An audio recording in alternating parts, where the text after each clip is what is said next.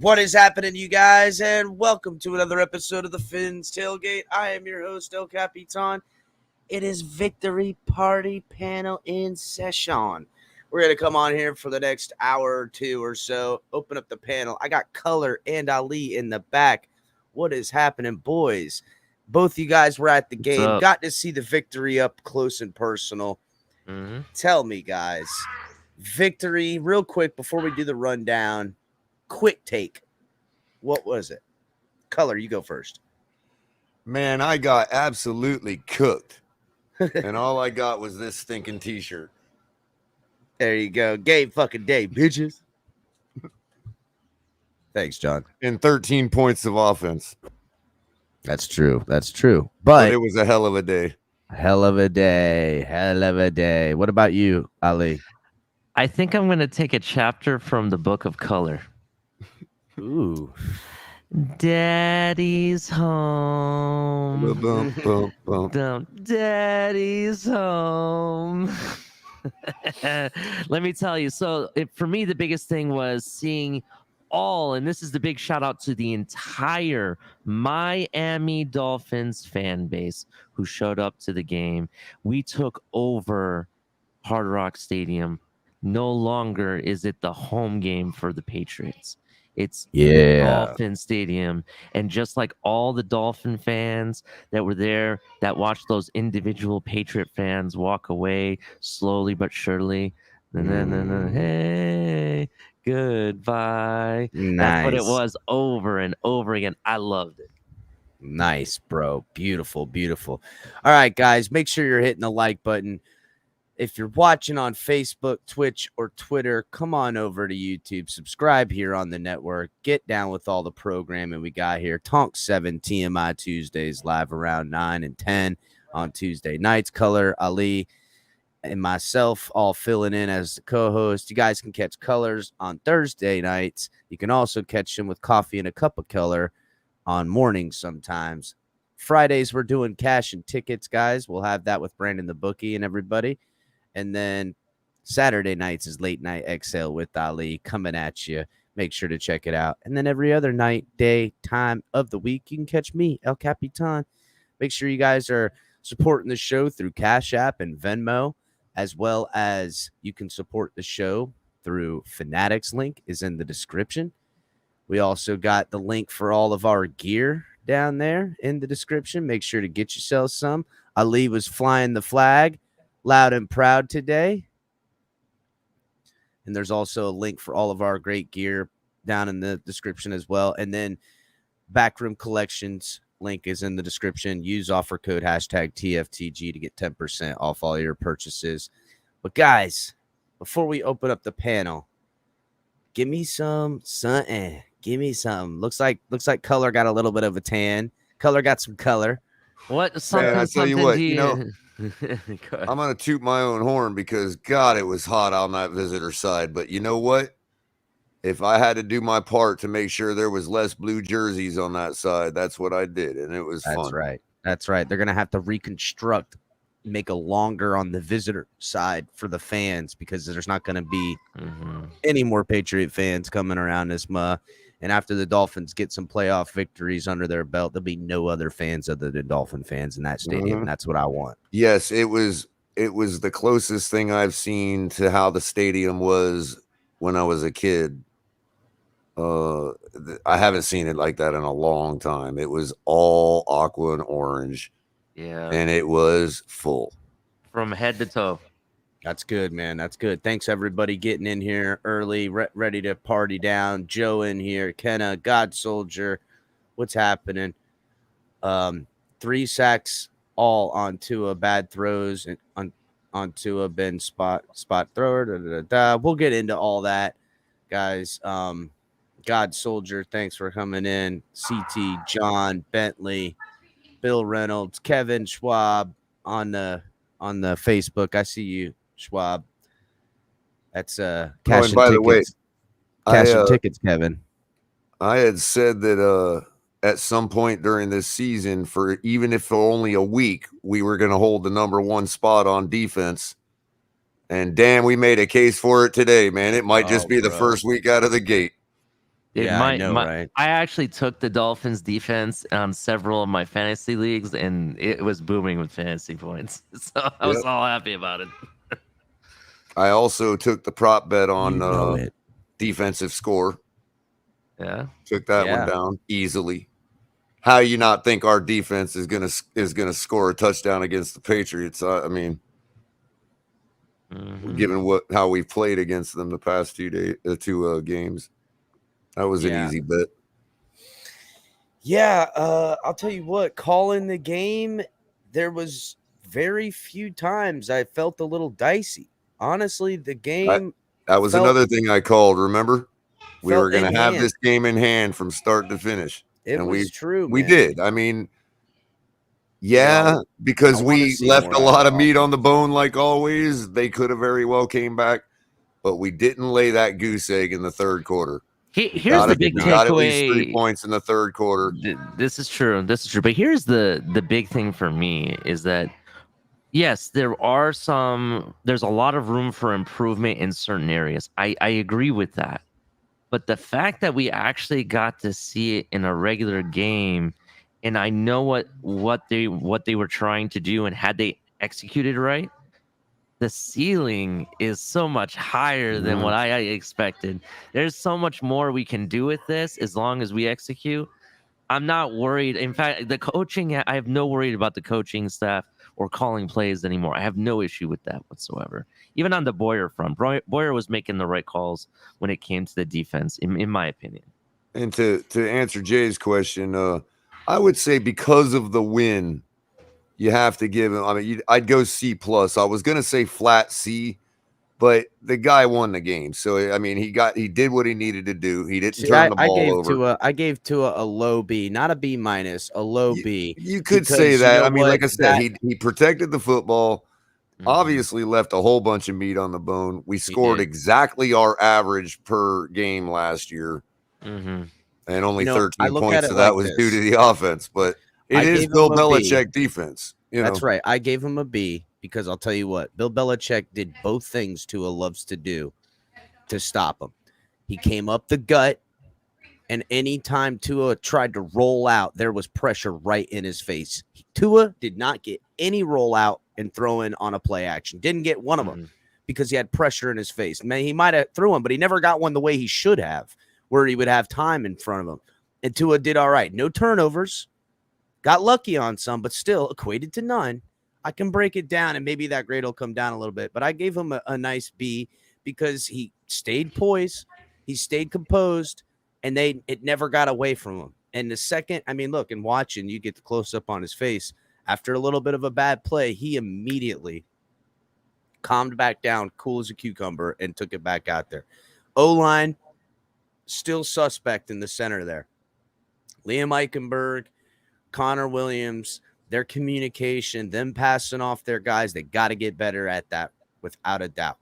Also, their running game to the outside was getting sealed off on the edge. Seemed like every time, and this is another thing I noticed, every time we ran to the outside, they brought a safety down in the box, and he was able to get the tackle either at the line of scrimmage, behind the line of scrimmage. And I'll tell you what, Tua needs to recognize that and keep that ball and throw that ball, because that means there's man-to-man on the outside somewhere. And Mike McDaniel and the offensive team needs to get better at doing something. But other than that, I am pleased. Yeah, I mean, you gotta hand it to, even with, see, that's what we were trying to say. Even with same performances last year, even with that C performance at quarterback, we have now transitioned to be able to come out our first game of the season against our one of our arch rivals. Whereas last season it was a struggle. We ended up winning. We had the game in hand at the end of the season, but we came out first game of the season and we had the game in hand all the way through. And Tua did nothing to jeopardize that. Did nothing to necessarily enhance it or elevate it, but he also did nothing to jeopardize that. So look, if we just took the best, that Bill Belichick's got on defense, and this is the worst performance Tua has, then we're probably actually in good shape. Well, I wouldn't say it's going to be his worst performance, because I wouldn't even call it his worst performance. But I still am concerned that there was time in the pocket on quite a few plays. And I'll check out that all 22. I want to see if there was plays downfield. And I did say, we may see something like this the first game. This is their very first real live action as a new unit, being a new year and a starting offensive line and everything. Yep. Chase Edmonds looked like a freaking first a number one running back out there. It was good to see that we didn't just weather a storm, that we actually were the storm, even though we had lackluster play at quarterback, lackluster play at offensive line. Didn't really have that much rushing, but it was effective when it needed to be. And the one thing I noticed is, besides not putting the goose egg up in the third quarter, we were getting first downs. I mean, we were converting decent sized third downs into first downs, which was also a good thing to see. And even though we weren't necessarily, there was a few drives we didn't actually get the score in the end, but that offense stayed on the field long enough to give the defense a break quite a few times. And that's what I was happy about. It wasn't a lot of quick 3 and outs. It really was. Their defense was cooked by the third quarter. That's right. That's right. Our offense did a lot of time of possession, some nice long drives that come up with points. Or I mean, I think we only punted twice the whole game. So I mean, Yep, they were on pure maintained scheming possession. by the third quarter. They were so Yeah. gassed. I mean, Hey, it was there was, you He know what I had- mean? That acclamation, that little Yeah. extra days and stuff. No, none of that Morstead helped. had one. We actually punted 3 times total, I believe. One of them was kind of short, and I was like, "What the heck is that?" Right? But there was 2 punts that he had that had such hang time. I was like, "Holy shit! Is it ever gonna come down?" And we were able to get him in between the 5-yard line every time he did. Yeah, did that way. Morstead did real Yeah, good. and The they holding set the was house good. on one of them, and he still got it out of there, and it had some pretty good hang time. And he had some low set the house snaps on it. from Ferguson. Ferguson had some questionable snaps in that game Oh, too. okay. From the long snapper. They were all real low to the ground. So Also, But- the field goal I believe we got before the first field goal we got, that was a miss hold. That was a miss snap, Yeah. and And a bad Morstead had hold. to like recover it and put it down. And, I know. and he just Sanders barely still got it nailed in there. Yep, barely got it in there. That's right, so- because he thread the needle. I remember that. yeah, right? he That's the one barely you're got talking it in about? there. Yep. So it's good to see Sanders, Money Sanders- Sanders back, even when Yeah. there's a bit of bad miscue. hold situation. Even with a little bit of a miscue, he definitely took care of business. We can be critical. It is still the first game. It's a rookie head coach against a guy who has again and again and again taken it. I'm trying to make a rookie head W with coaches. my hand. Trying to make a I'll take W. it. You got to go west side, dog. Got to go west side. Oh, there you go. Yeah, I can't do that. gotta go Arthritis. west side. and all West that. side. Yeah. So I mean, look, we'll be critical. There's meat on the bones, but as far as the week 1 goes for the offense, to me, that defense plays the way it did, and the offense just cleans up a little bit. And I'm feeling really good about the game against Baltimore because although they won that game, it was a dogfight in the first half against the Jets. So to me, and I didn't even see a lot of crazy blitzing. I saw Brandon Jones blitz when he wants to blitz because he's got the ability to do that on certain plays he can pick. And other than that, we didn't get too exotic on defense. That was something also that I wanted to say was a nice noticeable change. And I even shouted that to some of the people in the row in front of me that we were getting pressure without blitzing. And that's really good to see. Let's be real, guys. I mean, They didn't score a touchdown. The refs gave them one because I'm sorry. Oh, absolutely, that was no a doubt. Complete ripoff. I told you all that the 9/11 refs would be out, and I told you what in the we third needed quarter, to do to they were defeat out that. loud and proud. Right, and by the time the 9/11 refs showed their ugly heads, we were already up by 17 points. So that's right. There was no, you know what I mean? There was no. We did what I said we needed to do. We kept it out of the hands of the referee. They did what they were supposed to do. The referees gave them their standard touchdown for 9/11. But So we one were thing I already did we were notice- already beyond that point. That's how that- you win in the National Football League. To me, that miscue, not playing Alec Ingold kind of showed itself a little bit from not playing him in the preseason because the throw to him was a little off timing between him and Tua. He got a hand on it. He should have caught it, but that's them both I think working. they also could have. They probably could have incorporated a little more Craycraft action and probably maybe got another touchdown out of the day. The only time I saw Craycraft on the field was him Running in play. motion. Was him in motion brought all the pressure to that other side, and it was a nice big running play. And let me say, the one touchdown we did get, man, that was a gorgeous sight to see our wide receiver split the defenders, just like that was on a Tua's best slant. throw. On a regular standard slant, splitting those defenders and just bye-bye. Oh, that was beautiful. That was Tua's best throw. And I'll tell you what, and Logger Hop in here says how many O-linemen got hurt. It was just Jackson that got hurt on the day. Little got shaken up, but Little looked great out there at the right tackle position. And Did anything happen to told you guys. Armstead? I heard something happened to Armstead. No, Armstead's It was fine. Greg Little, right? It was Greg Little. Greg That's Little what I got thought. banged up and went out for a play or two, and Larnell Coleman came in. And in fact, when Larnell Coleman came in, that's when Tua had like a big play or something like I can't remember exactly. But And Caden makes the point. I mean, we can say Tua left a lot on the bone. He's known for that, and that those issues seem to continue. But no, there was no way. Like Tua played well enough to where there was no way he was going to cost us the game. He didn't turn the ball over. You know what I mean? So, that's all you can ask for. So yeah, we can beat the Ravens with the team we played with today. Absolutely. We did it with this team last year. So in other words, I do see that we're better than last year. The way we handled the Patriots today was decisive, even though we could have scored more.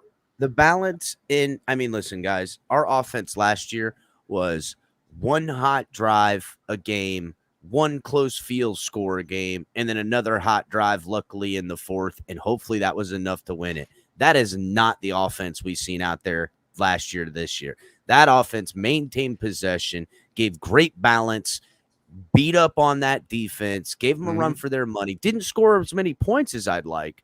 But for the most part, between this elite defense and that offense catching up, there's going to be growing pains. I try to tell everybody. I was hoping that the run game would come out early and often, and it really didn't. As that progresses, this offense is only going to get better. And given a matchup in Miami, again, if we don't put a goose egg up in the third quarter, we can actually beat Buffalo and compete with Buffalo with the team I saw today. The problem is we're not going to do that on a consistent basis. We're not going to do that in their house, and we're not going to do that on a neutral field of any kind. Like, in other words, there's going to be other teams that are just as good as Buffalo where we're going to be in their houses. And without that heat advantage and all this other stuff, we just got to put more points up to compete. We just have to. We really do. We can win, sure. We had a great game today. All around team effort, great game. I would even credit Tua with a win as far as, like, if you're saying, oh, Tua beat Belichick today. Yeah, he did. But he could have destroyed Belichick today. He could have absolutely put him to rest, like, done. There's only one other quarterback that's been 4-0 against Bill Belichick, and that goes all the way back to John Elway. So that, and John Elway, when was that? Shit, that had been forever and a day ago. 92 or 95, was it? Elway played to like 98, 99. Yeah, that's right. When they got their bowls, it was like 98, right? Yeah, he got it real late. So, but, Belichick was a first-time head coach then or something to that effect. Elway's the king of he would have got him early, and maybe when Bledsoe was still playing, he probably got one. I'm thinking that's when it was. Probably played him a couple of times. Yep. Either, once in the season, once in the postseason, probably 2 years in a row, and beat him a couple of times on those Super Bowl runs. I don't know. I'll have to look at it. But, a lot of good things. Cater Kahoo, as everyone's getting in the chat. That kid showed up big. Keon Crossan played big. Noah Igbenogany is a bust. Get him gone. We are much better at finding guys. He didn't even suit up. He was inactive. Yeah. To me, we are much better at finding guys off of the freaking practice squad to come play for our team, undrafted guys, than we are in the first round at corners. That's for damn sure. Yeah, that reminds me. Look at the defensive performance we had today. No Byron Jones.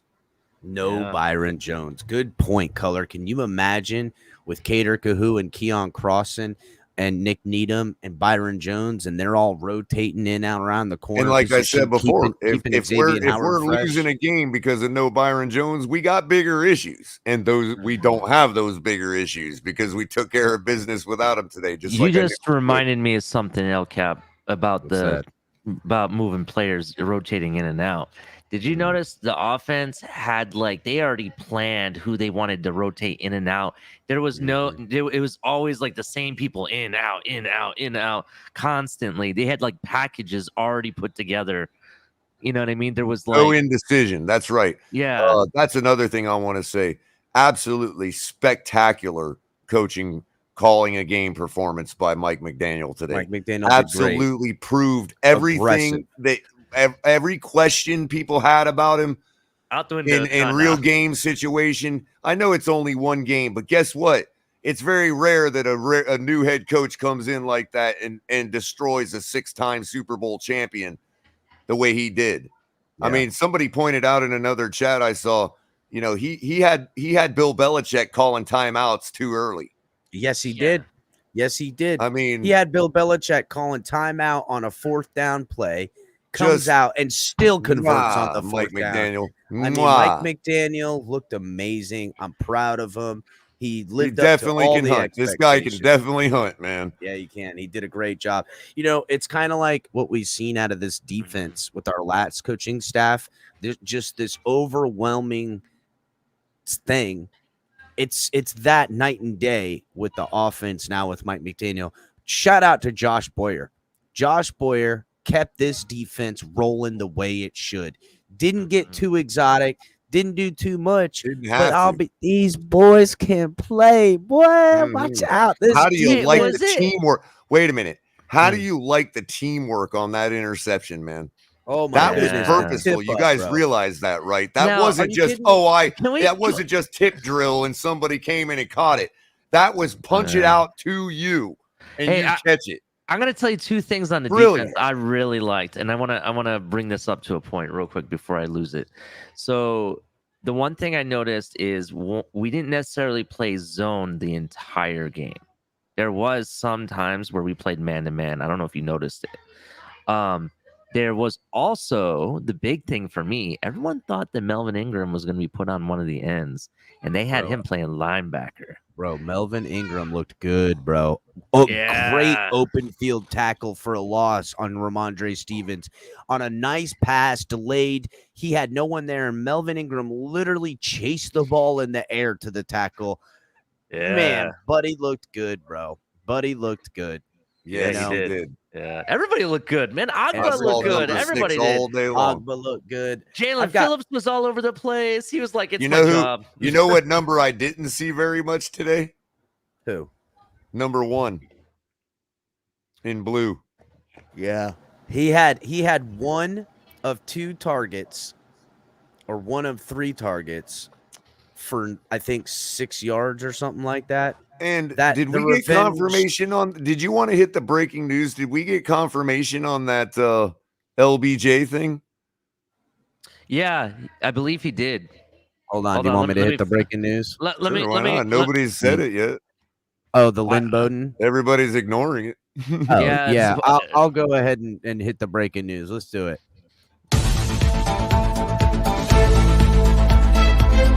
It's live.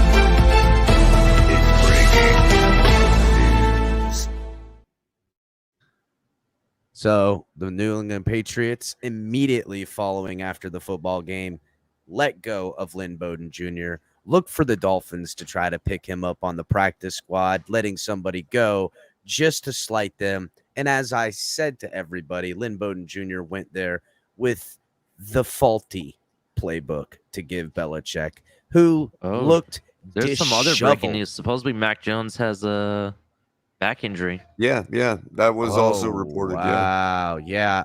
You know what? He got upended a couple of times. We did not let him just tee off at any point. The only time he had time in that pocket to step into and look through his progressions and throw is when we dropped back and only brought 3 to pressure. And even then, he didn't get all of them. Can't ask for any better. Can't ask for any better, boys. Can't ask for any better. I'm proud of my team, proud of what they did. And look, let's not overreact. I can be extra. I can go extra on the judging of this in every way, shape, and form. But I won't overdo it because it's the first week. Let's be real. I expected some growing pains, and now these boys is gonna get into it. I got some news for next week's game week 2. I got some news for that.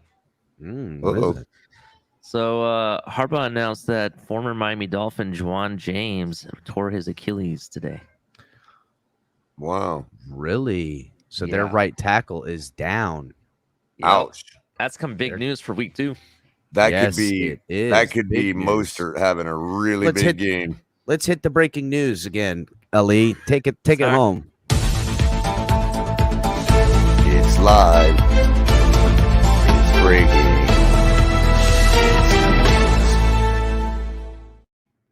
Coach John Harbaugh says offensive tackle Juwan James suffered a torn Achilles, another brutal injury for James.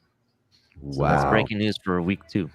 Something tells me that's the beginning of the end for Juwan James' better career. put Mostert on the roster, I'm going to guys. give you a little hot Or take. I Edmonds. think this is the beginning of the end of the Lamar Jackson era in Baltimore. I'm just telling you right now. This is Turn the out the beginning of lights, the party's over. It has been over since last year for sure. They are Yeah. not speaking the same language. To me, he made it very clear last year what he thought they should do with him, money, and talent. And I told you, I heard it from my source, and straight up, I was like, "Ooh, this doesn't sound good." They're mad, and the whole thing with shipping his Hollywood Brown away and doing all that was just the icing on the cake. That was the big reveal with Lamar and that team. So either way, we'll see how that plays out. I don't really care. I hope it looks ugly as hell next week, and it's the Dolphins taking it to their asses 7-21 in another victory. And Well, putting the Dolphins 2-up. We've already proven that with all our flaws, we can beat them. I understand they were a depleted team last year when we faced them, but what's the difference? I mean, let's be real. What were they? They were already begging us for Xavien Howard all year. I'm gonna put on my Homer hat for a second. I know this won't happen, but just imagine when we played them the one year, and they decimated us like really bad. 2019. Yeah, it was like 2019. 56 to like 6 or some shit. Imagine us doing that to them. 56-10, I think it was. Yeah. Imagine us doing that to them this year. That would be amazing, right? That would be like a dream come true. Tua throws for 360 now, wait a minute though. yards. As bad off as they are, if he does that to us again, do we immediately trade for him? No, we don't. We don't immediately color. Let me make it. I mean, if he destroys our defense the way it is now, it's like, get this guy immediately. We immediately are gonna do nothing. Let that be clear. And I don't foresee, outside of just an ugly day for everybody in like a bad weather game, you know what I'm saying? Fumbles, interceptions, shit like that. Other than just an ugly game, I don't see anyone beating us by more than like 2 or 3 touchdowns. And that's going against the best of the best, even on a bad day. And that's the thing. Even with, let's say, even if Tua's performance was exactly like it was today for the rest of the season, we're still going to be a tough out for everybody. If Buffalo thinks they're going to pull one of these 35-0 on us, no, ain't happening. No, it is not, man. It is not. I expect this team to get better. I want to see the improvements from week 1 to week 2 in the running game. Mike McDaniel will literally take the football and run for a touchdown himself if he has to. I don't want to see him out there. Again. I don't want him doing any of that. I want him over there, with a whiteboard and an iPad creating magic like I see today. They ain't shutting us out again. No one's shutting this football team out ever again. That's it. No one's ever shutting this football team out ever again. Oh, Dante in here trolling. You know what? Don't end up, Dante, like Master at Work coming around here trolling. Don't end up like him, bro. Because he is now ceasing to exist. Been trolling around, coming in here, clipping all our shows and whatnot. Where is he now? I'm sure he's just hidden. It is the end of the era. He will fizzle into obscurity because it's not going to be any better. And let him have his moment. They did shut us out last year. You know what I mean? So, okay. Who, the Patriots? Come on, bring it again. See if you can do it again. Patriots didn't shut us out. Unless you're talking about No, I'm talking about Bills. Oh, He was a Bills Mafia guy. Yeah, that was last year. That is gone like the dodo bird, bro. We coming after that ass. You just better make sure you guys are ready week 3, because come week 2, we're going to walk through. I'm going to put that purple jacket on with pride, taking those colors from them. I'm going to snatch it off their ass again. And then the thing of it is, Buffalo fans, I hate to break the news to you, but as I pointed out the other night, if we don't put up a goose egg in the third quarter in that second game against you guys, you don't score 16 points in the fourth quarter, and we likely beat you that day. So, look. We cure that problem and you guys are done. You know what I mean? Easily put is think about the team you went against last year. There was everyone that contributed in a big way on offense are all additions. Everyone, Chase Edmonds, Tyreek Hill, Cedric Wilson with a lot of the motions and stuff like that. The run game with our running backs. I didn't even see Myles Gaskin go out there today. We didn't even put him out there. Calling the plays. Yes, this is not the same Dolphins that the division has been just going, oh, we're looking through the Dolphins. I told y'all, don't be trying to look through us this year, because not only is this defense going to be number one, definitely top 3, I would be shocked if it's outside the top 5. Shocked. But definitely and that Mastin, defense right. coupled with this offense is going to be a hard out for anyone. And I'll tell you what, we go in and beat the Baltimore Ravens next week, and I haven't even started looking at my film breakdown from the Ravens win and what they did to the Jets and yada, yada, yada. But I'm telling you, we handle business, and we're coming in against the Bills 2-0.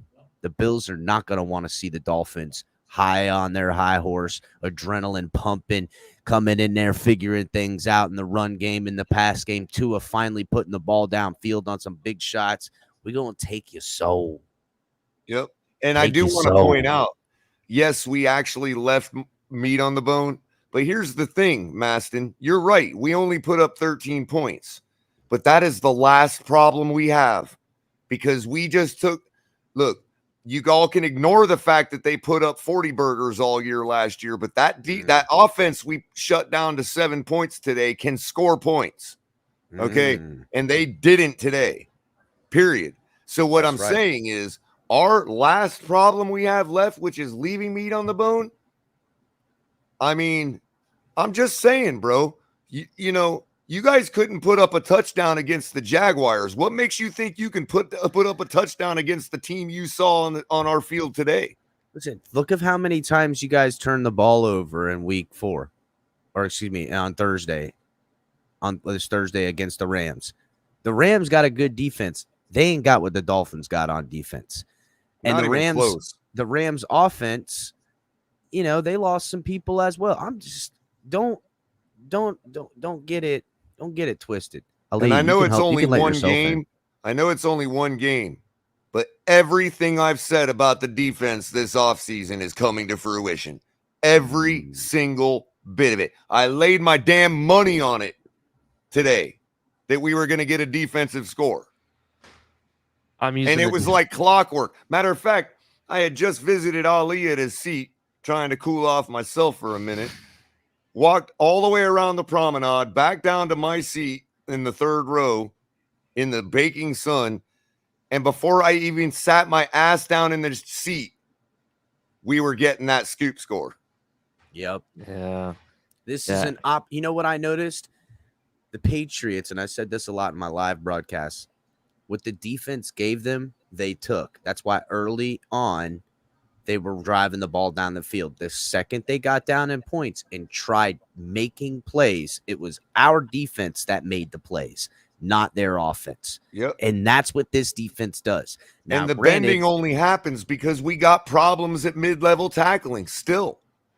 They have a real talent problem in New England right now. Jacoby Myers looks good, but their talent is subpar. Hunter Henry was non-existent. Jonnu Smith's a big son of a bitch and hard as hell to bring down. And that, I'm sorry. I was gonna back up what you noticed and somebody else was saying. Even though we left meat on the bone, we actually did purposely leave it on the bone too. Because if you notice, when we got into the red zone at the end of the game, we saw a little bit more dynamic play too. You noticed that too? We could have won by 20. And did you notice Jalen Waddle sliding to keep it in bounds and run the clock down? So it's not as if we couldn't have put 27 up. You noticed? We should have put 42 up, but we still could have put another touchdown on the board because we were just starting to get right. And hey, I'm not a huge believer in Tua. Everybody knows that. But can he get better than we saw today? I think he could. I think it's light almost years a better, certainty. but even this much better, and the whole AFC is finished. Even this much better. And that's a bold statement. But hey, and look, today, go bold or go home, right? Today, the Bengals lost to the Steelers in overtime in a close game. Bengals didn't have anything to do to stop that Steelers defense. Steelers offense wasn't that great, but they both only scored 20 points until the end where they got 3 points on there to win it, a field goal. Shout out to EM Baller. Yeah, my score prediction of 24-10 was so close. Got the W. Damn, EM, you were near it on the money. Guys, be like EM and donate to the channel. Help support the channel. Help the channel grow. And I bet, and I bet if EM had just thought maybe a little harder about, and I didn't because I predicted 38-35, but even if just one more little conservative thought where you're like, you know what, it's the first game of the season, everybody's slow. Let me shave 4 points off ours and 3 points off them. You'd have had the score perfect. Mm-hmm. So, yeah, you nailed it, man. 24-10. Yeah, that's about damn as close as you can get without being on. Yeah.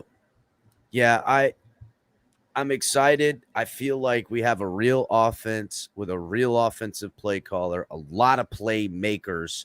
Still, it's obvious to me that they're still working out some things. It's obvious, but it's not ugly. It wasn't ugly. I didn't see there were so many times last year. You're like, what the hell is going on? What is going on? Lots of ugly nonsense, dude. Yep. Another one from EM Baller. Color prediction of 35 points from Pats was close. Color, what happened? Hey, let's just say that our defense actually impressed me more than I thought they would have. Really, I had big hopes for them, but we were all so focused on that offense. Off of the Patriots offense. I mean, they did what they did last year. It's the same crew. Yeah, but that defense is the fire, bro. And again, I didn't expect it to be that good, man. I said good, but I said top 5, but damn, man. That Jones out there, man. I know it's only one game, but if we can, if that can be consistent. Well, let's look at it in the pantheon of the existence of the Patriots. Chances are they won't get less than 9 wins. That's still a good team. That's a team either one game out or a game and a half out of the playoffs this year, probably. They went to the playoffs last year. Their quarterback was a Pro Bowler and everything. Think of what that defense just did to them. Think of what the offense did to put pressure on that offense. Remember, guys, the offense put pressure on them. Yeah, and that's the thing. Meat on the bone left or not, we were never out of the game. We never chased. We never won the game from start to finish. We never There was never a point at which I was actually really seriously worried about us losing this game. That's what I'm saying. There was no nail biting moments. It was I've never felt that at a Patriots game ever. No. I don't know. But yeah, I know what you're saying. In a honk sort of way, but you know what I mean? Like you're sitting there going, "Oh, when's the shoe gonna?" Most of the time it's, "Oh, we're only down 10-7 at halftime. We got a shot." Put it this way, they end up kicking our ass 30-10. Every time. No, it was the other way around today. Every time that the Patriots got close to scoring, the Dolphins defense came up big with either a turnover or a sack or a scoop and score on your ass to put you in the dirt. Hey, I'm going to go full boat on the 9/11 refs thing. I think we shut them out today. I really do. Look at how clean of a game we played, too. Very clean football, too. Didn't come out. Not a lot of poor tackling. Jerome Baker on some poor tackling. I saw some poor tackling from him. But by the third quarter, everything was cleaned up. Guys did pretty good, man. Nothing to cry about, Color, really. We can nitpick, and we will. Complain. We're going to obviously shift gears Wednesday to next week, but we're going to look at the stuff. We're going to see what meat was left on the bone, but there ain't nothing to be it's concerning because we've got teams that can put up so many points and we have to like keep up with them. Yeah. But if that's all we got left to fix, man, look what Mike McDaniel's done so far. Mm-hmm. I mean, he's going to look at this game. This is the first opportunity he's really had to see a real live game. It's a win, so you can feel comfortable criticizing and looking at the stuff you need to fix. Forget the stuff you don't need to fix, because he hasn't had an opportunity to say, okay, I've seen it now. Why is it, God damn it, that we can't put up points? Is Carla. it Tua? Is it this? Is it that? What is it that I can do for Tua to change this? Is there anything I can do for Tua to change this? You gotta work. But he hasn't had a chance yet, and we won. We actually, I mean, we damn near shut out the other team, and now we're in a situation where our coach, who's never had a chance to look at Tua in a full game like this, and the offense and everything, and diagnose, why are we not putting up points? We should put up points. Look at this paper. What the hell is the problem? I think if coach is being honest with himself, he would know the root problem is a lot of that inside blocking and getting those outside zone run schemes hitting off. And that's where the real of test, what can be 90% of what was left out there. Right, between him and the last coaching staff is going to be, are we going to come out next week and leave less on the bone? Doubtful. Because he might have fixed something. Or he might have seen something that can be changed. I expect that. And Carla, I always try to be fair. I appreciate it. Thank you. I appreciate the compliment. I try to stay as fair as I can. I will persecute somebody. I will dog them down. I'll make everyone hate me, including the person I'm persecuting, and I will go at their neck. But at the same time, I will always be fair. You will only get criticism that is deserved. And when I come and I let the filter off, that's it. I'm getting you. Now, there's times we're just funning around too, guys. I mean, yeah, color. Bitch, I'm a Dow fan. I will go and go at their neck and have fun with it as well. Austin Jackson's still out. Little is fine. I don't know how serious of an injury it is. There's nothing on that yet. Who was that? Guys, Austin Jackson. Oh, we have clips from the guys in the locker room. Do you guys want to watch them? You guys want to see the locker room clips? What do you think, Color? I'm game for anything. Let's fire it up. All right, let me go ahead and pull up some of these. Well, I just I'm and actually I have a lot of energy right now. Surprisingly, I'm not tired or anything. You're amped up, bro. But my brain is absolutely cooked, man. It like totally boiled in my head today. I probably lost some brain cells today. On that Kush, huh? Well, that too, but yeah. Oh, and by the way, I saw MCJB in the chat earlier. I wanted to shout out to him. I got a chance to meet him in person today. Great dude, man. Got a chance to meet a bunch of people in person today. Whoever is in chat that I happened to see today, it was my pleasure to shake your hand and meet you in person. Miss Finn, Steven, I got Stephen D, Chef Jew. Got a chance to meet the great Chef the Jew? great one, Chef Jew. Tell him I love him. Yep, Batman was there. A few other people poked at Big E for a second. I'm not sure if he recognized me or if he was just faking like he recognized me, but you know, I said hey to him for a second, passing by. Vaughn 954. I was walking behind him on the promenade. I wasn't sure if it was him, so I just said Vaughn, and he turned around and it was him. So got a chance to chop it up with Vaughn 954 for a second. He texted me later. Yeah, we'll chop it up. I got to give him a call. I got, you know, I took a nap earlier, so I didn't get a chance to return that call if you're out there. But yeah, just great day, man. Really fun. You know, good to see all the fans there, all the aqua and orange in the crowd. The thing was damn jam-packed. Of course, once the sun started baking, it probably didn't look like that on TV, but we were there. Some of us were just in the promenade for a minute. All right, Color, let's go ahead and get some of these things up. Ali's back in here. Ali, you made it just in time. Gonna play some of these post-press interviews and stuff like that. Melvin Ingram first. He had a scoop and score, some tackles for a loss. Let's hear what he thinks about the game. What are we calling this look? This the Fargo look, male Fargo, baby.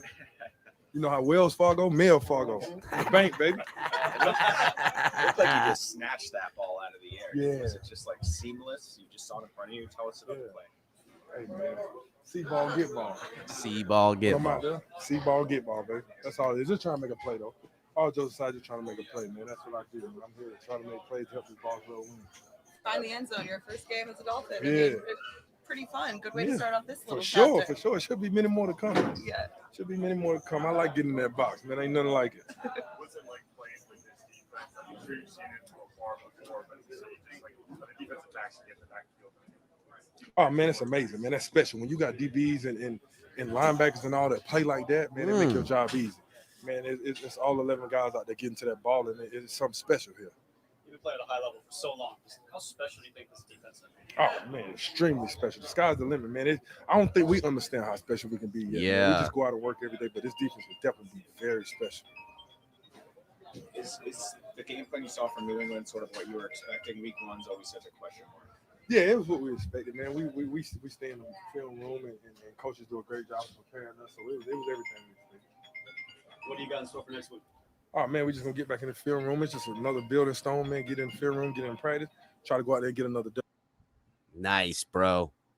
Beautiful, beautiful, beautiful. So next up. He reminds me of Charles Clay, man. We got about 10 dudes on our team that remind me of Charles Clay, man. I was just saying. Nah, bro. You know what these boys remind me of? They remind me of me.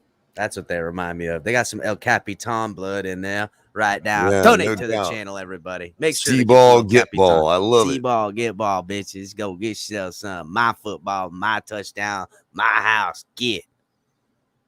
All right. We got Brandon Jones, who was great. Short little clipped interview here, guys. He didn't say much on this, but I mean, dude, Brandon Jones, bro. Brandon Jones early looked a little bit out of sorts, but once he got going, there was no stopping that man, dude. He just came with it. What is that like? What is that? The realization when you know nobody's gonna touch me on my way to this court. Man, I know my eyes probably were huge. It was a great feeling. I think I celebrated a little too early though. I didn't realize the ball was right beside me. That's all I was saying. I didn't pick the ball up. I was like, I didn't know what the ball was. But no, it was a good play. Yeah, he did celebrate a little early on that. That's all it is. It's the only question they had from him that I could get from my guy. But yeah, man, Brandon Jones, he continues on this trajectory with how he's playing and matches with what we have in our other safety in Holland. And could you imagine, bro? Ooh, once Byron Jones gets back, ooh, this DB will only be rivaled by their front line of defensive guys rotating in and out of there between Phillips and Ogbah and everything else. How about Phillips on the fumble recovery? Come on. Did he? You know what? I just was so sure I wasn't worried about it. I didn't even look for number 15 today. He got a fumble recovery? He got a fumble recovery. He didn't make his impact felt like I thought he would, but that's all right. He's out there. All right, Emmanuel Ogbah. Go ahead, Ali. I was gonna say, Color, when he got that fumble recovery, remember what he did is he just stood up and just like slowly like walked to the sideline like it was his job. Like he didn't do anything special. He was like all humble about it. I'm like, are you serious? I would have been celebrating. Yeah, he just picked it up and goes, Coach, I got the football. See ball, got ball. There's been hype coming into Dolphins in the past, but to have this kind of performance defensively, what does it say about this team? We had to go, just come out there and start fast, put our best foot forward. I'm proud of the way this group fought, and, we got to keep it moving for next week too. So. We talked all offseason about the continuity on this defense and how you guys wanted to pick up where you left off. Did you feel like you did a good job of that today? I mean, only tape will tell, but I feel like we did a pretty good job. We got to go out there. We got Baltimore coming up, so we got to go out there, watch this film, see what we messed up on, and just prepare for. That's why I love Ogbah right there.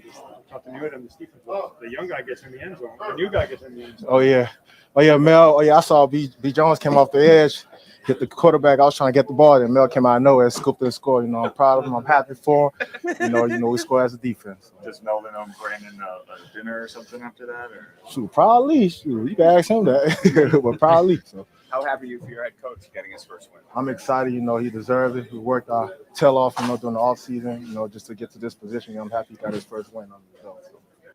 Hell yeah. Hell yeah. He did get the first sack too, I think, right? He did get the first sack. He got the first sack that slowed up their drive. Then they picked up the first down next, and then the next play they threw the interception to Xavien Howard that popped it up to Holland. I got Xavien Howard doing a little bit of post game. Let's listen in, guys. I'm pull it up right now. Totally excited. Xavien Howard, dude. I mean, does that guy earn his bread or what?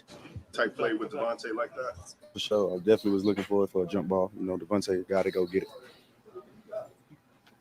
It's just how important is the first one? Just put in the win column.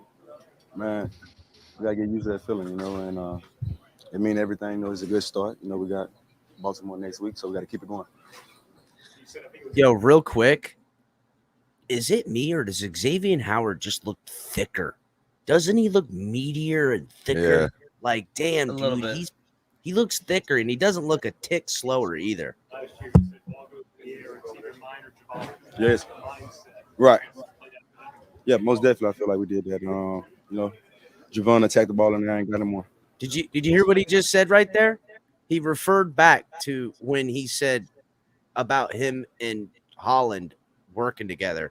And he goes, yeah, when the ball's in the air, and this was an interview earlier, that it's either mine or Javon's, and that's how we work together. And listen to what he said, Color. And you talked about this. Listen.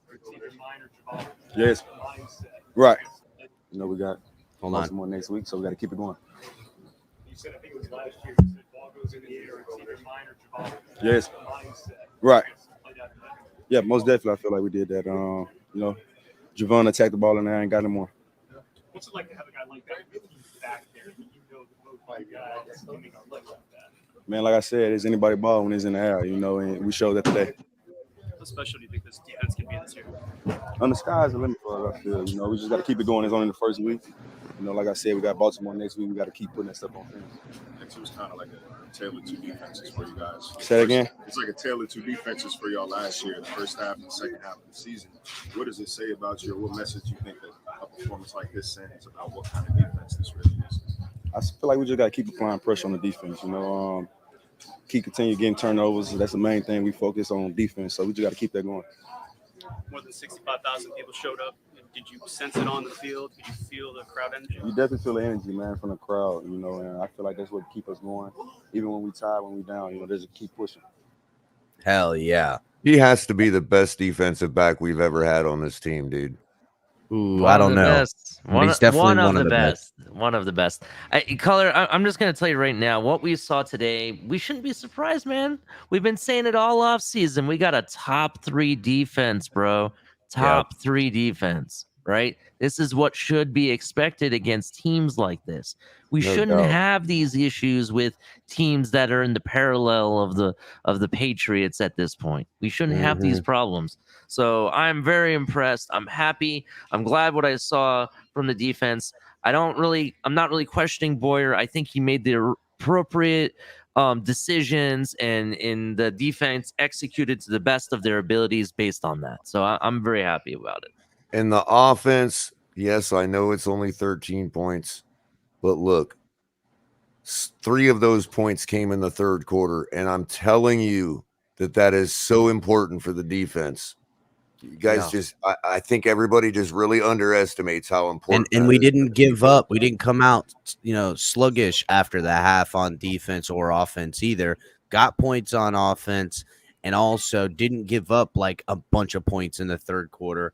And we got to continue that on. So this the defense just wants to know that the offense gives them a chance to win if they show out. Well, I don't think the defense came out at halftime tired. Well, right. Well, real quick, if the defense goes out there and shuts Buffalo down for the first half, I think they deserve to be paid off.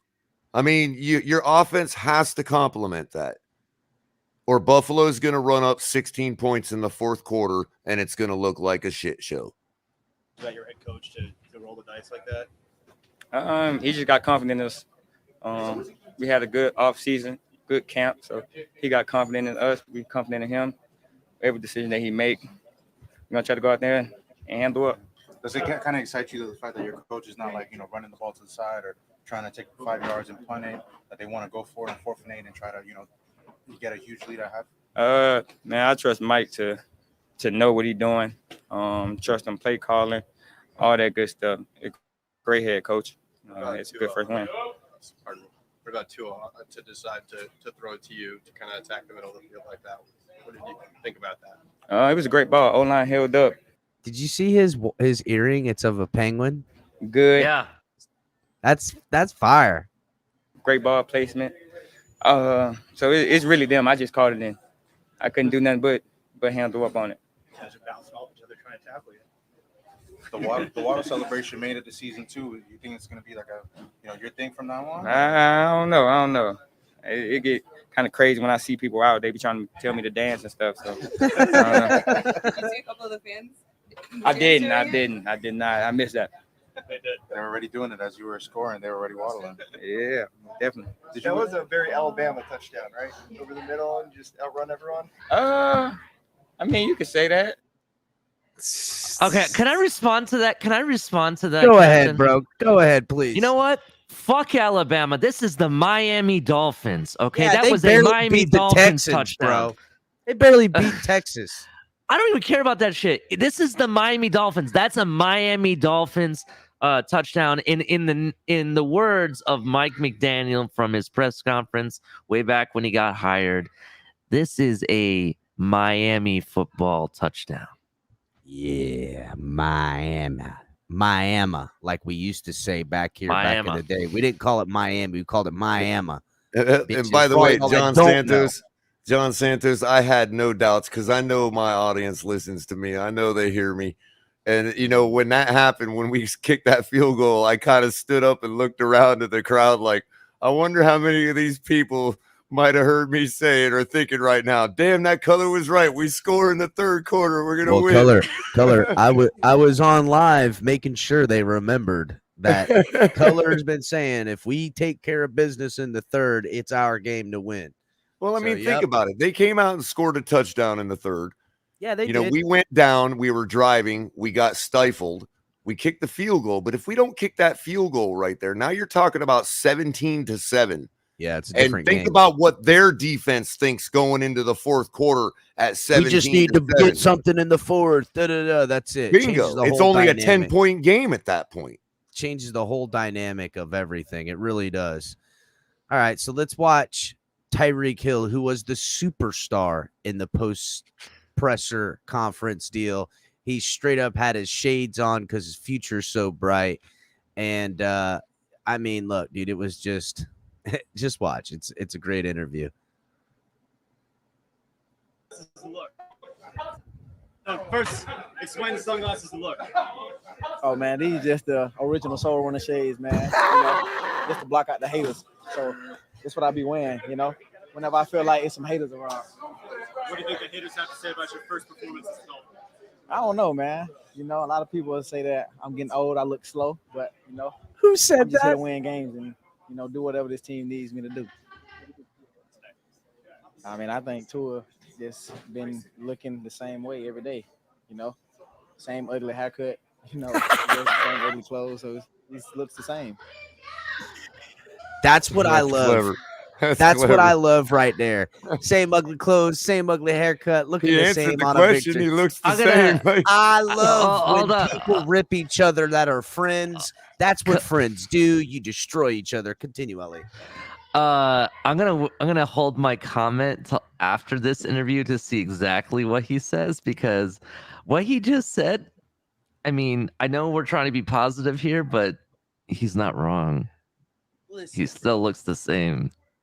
Right, but that's what he was trying to say. The guy wanted a football answer, and Tyreek gave him a physical answer. Like, to looks the Tyreek same Hill, to me. Still who got looks the the same same. haircut. Still got the same. Wears the same clothes. Still can't throw the deep ball. Clever as But shit, man.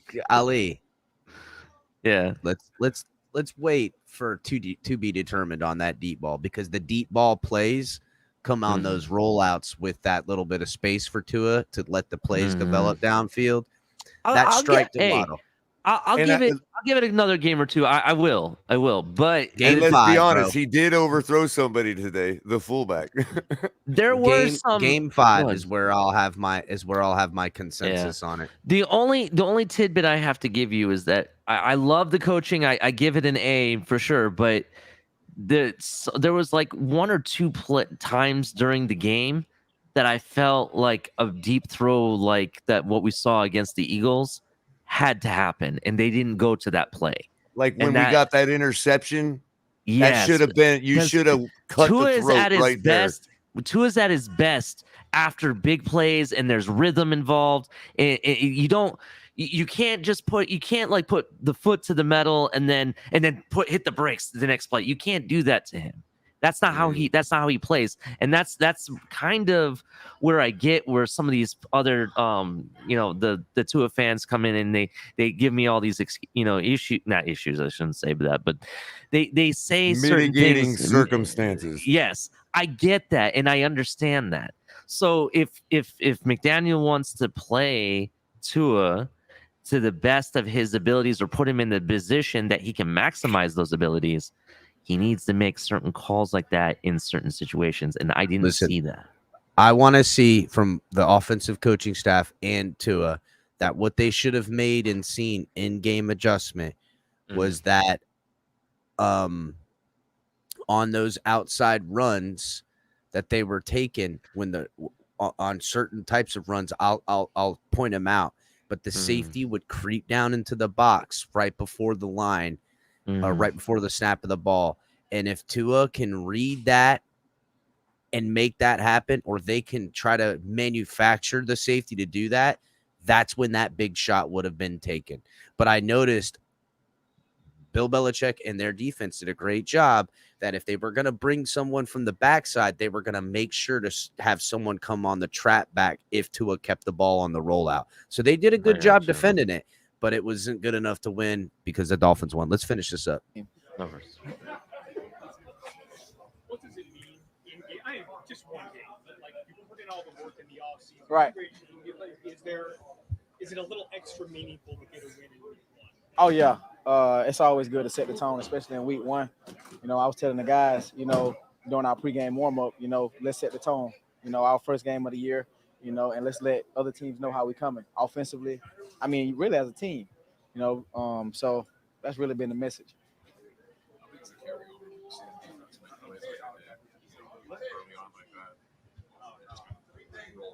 That's very huge. I mean, especially as in pivotal moments, I feel like that's something that offense, can use, and, use that as our own energy, like defense, they do a great job. They did a great job today, creating turnovers, creating 3 and outs for us, so all offense got to do, man, is just, make sure that we're able to like keep the defense off the field, so those guys don't get winded or tired. Beautiful. Coach Mike, just a win in the first one. Does that mean anything to you? Yeah, it means a lot, man. I feel like, I don't know if you guys know a little history of Coach Tyreek Mike. Searing is a cheetah.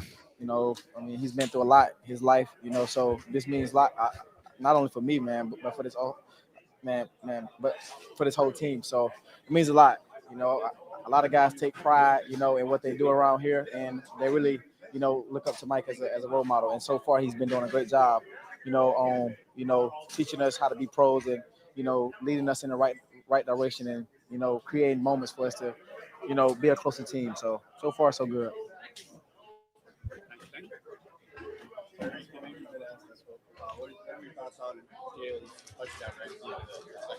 That boy look fast, man. It was a great job by Jalen. Tua put the ball in the perfect spot, and Jalen did a great job of catching the ball and just, really just splitting 3 defenders, I believe. So we talk about that all the time, in our meeting rooms as a wideout.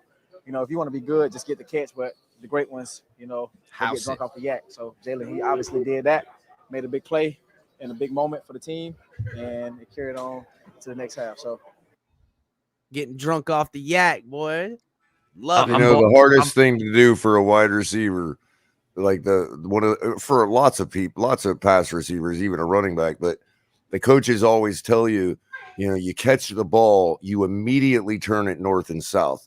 So as soon as you secure the catch, like in other words, you look the ball all the way into possession, you need to immediately, no matter where you are, how your route was oriented, no matter what, you turn the ball north and south immediately.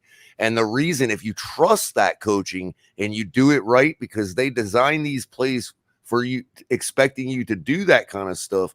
And when you do, you split defenders like that. I did one just like that in practice one time, a 5-yard slant, split both the defenders. It was no problem. It was off to the races because I turned north and south as soon as I secured the football.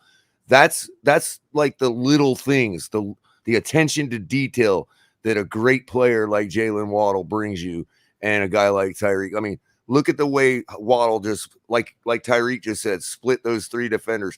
It was like clockwork. He got the ball, turned it up north and south right away. Those defenders never even had the angle because of the design of the play. That works in the design of the play when your quarterback's timing and the throw and catch are all lining up with perfection. Yep. And what I'm saying is, let's say the natural instinct for a person is to continue that slant after you catch the ball and continue your momentum in the direction you're going. Well, if he does that, he goes right smack in the defender. But because he turned it up north and south immediately, he was able to split that small space right between those 2 defenders and take it to the house. It was absolutely beautiful. Love it. I love it.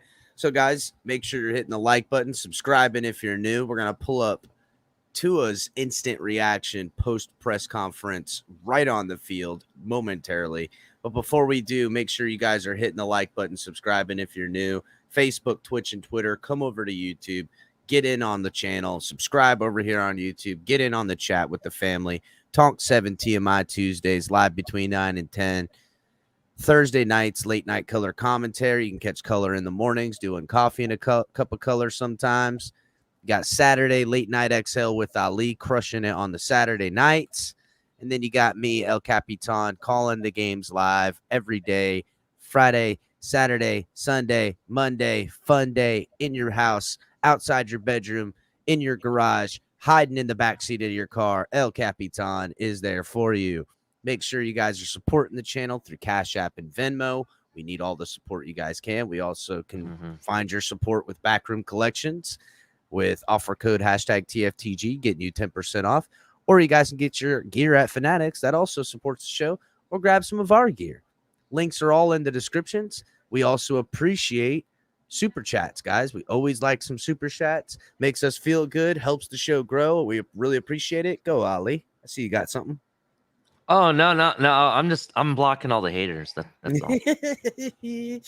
Ali with the hater blockers. Just, you know. How could you not? My captain is leading by example, so I got to do the same thing, you know. You know what? Yeah. You know what? When there's a great leader, you can't help but follow, and that's just the truth, Ali. That's just the way it is. Guys, make sure you're hitting the like button.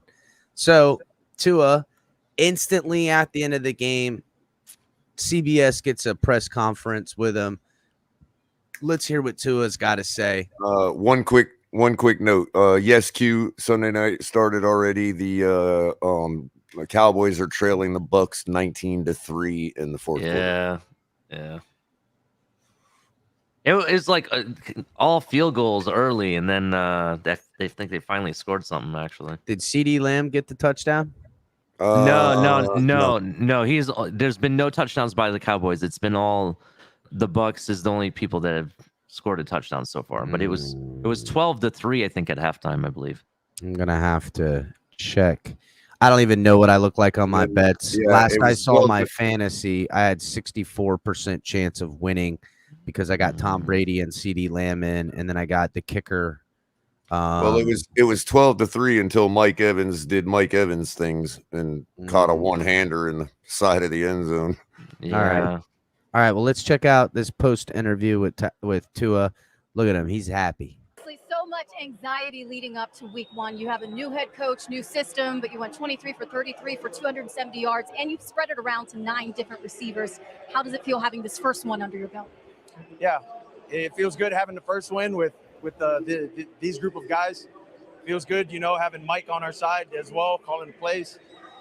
There's a lot of things that we knew we wanted to execute on that we didn't execute today, but we'll look at the film and we'll move on from there.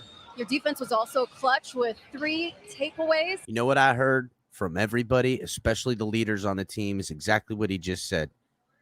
They're all honest. We're happy to have the win. We know we left some things out there. We want to do better. We're going to look at the film and make the corrections. Right. So how does somebody say that? How do people keep telling me that this man don't agree with my takes? Well, no, he agrees, Color. He literally is saying the same thing I've said. Like he just said the magic word of the day, which is execution. All right. Yeah. So Color, everyone, Tua agrees with Color. Color just needs to put on his hater blockers on, like I am. I know. And one other thing too, about that stat line they just showed. If that's nearing his average instead of 204 yards a game, first of all, that one touchdown will inherently grow. If that 270 becomes more his norm than the 204. You see what I'm saying? You average 270 a football game, you are going to average more than 1 touchdown. Exactly. Now that could either be the height of his season, or that could become closer to his plateau, as far as where his average is. Patrick Mahomes' average last year was actually only like right around that 270 mark. So is this going to be closer to his average going forward, or is this the height of what he can do? All I'm saying is if it becomes closer to his average, then don't pay attention to that 1 touchdown, because that 1 touchdown will become 2 and 3 per game if that is consistently 270 yards a game. Yeah. All right, let's continue. How much of an advantage did they give you? The defense did a hell of a job. They were the momentum changers, I would say, for this game for us. We couldn't get things going offensively. They had an interception. They had a sack fumble for a touchdown. Those are game changers. And, I think what we got to do offensively is we got to capitalize on these takeaways and these turnovers. And you're now 4-0 against the Patriots. And since 2000, Bill Belichick has not lost to an opponent 4 straight times. Does this make this win any more special? It's a team win. Yeah, our team is 1-0. This is our first win, and that's how we're looking at it this season moving forward. Congrats to it. Thank you. Couple of little highlight plays. That was a great comeback and grab by Tyreek Hill. That could have been intercepted. Yep. Tyreek Hill. I mean, look, there was a play play, on that ball. and there was a play towards the end of the game where he rolled out and threw the ball into the dirt. I want you to look at that would have this been another strike. 15-yard completion. You know what I mean? And then stalling at the end because we didn't want to pour it on them because we're classy and they're not. Look at this strike. That could have been another 50. He could have easily had a 300-yard game today. Easy. Watch this strike, Color, from Tua. It is a bullet right where only his man can get it, over the head of the defender, but not too high that would cause Jalen Waddle to lose stride. It puts it right in his freaking breadbasket. Watch this. Look. Look at that ball, bro. Beautiful put out there. And then Jalen Waddle does all the rest. Look at this. Thump. Done. Done for. Thunk. Obviously, so much. Beautiful. Love it. I love You notice that? And boom, north and south as soon as he secured the football. Yep, as soon as it was game time. We do have Tua's interview after the game when he was at the podium. I'll bring that up next so you guys can hear. And then Mike McDaniel. We got Mike McDaniels up too. And I they were put together, but I had them separated. So went ahead and put them on the channel, guys. Everybody, everything I'm showing you guys, everything is on the channel. There's highlight videos, interviews, everything I can give without getting hit with copyright, I will share. And I made a whatchamacallit video, a highlight video, but it's gotten stricken with copyright, so it's got to be rescrubbed before it can be put out there. And 100 Anti, they didn't think Waddle was going to catch it. Well, we all know because we saw him do that several times in training camp, that exact freaking play. I don't know what Waddle's numbers were, but I think Waddle literally caught all of his targets, and there was only like 2 or 3. I'm gonna check out the stat line here while we're playing this. Yeah, check out the stat line. What's up, guys?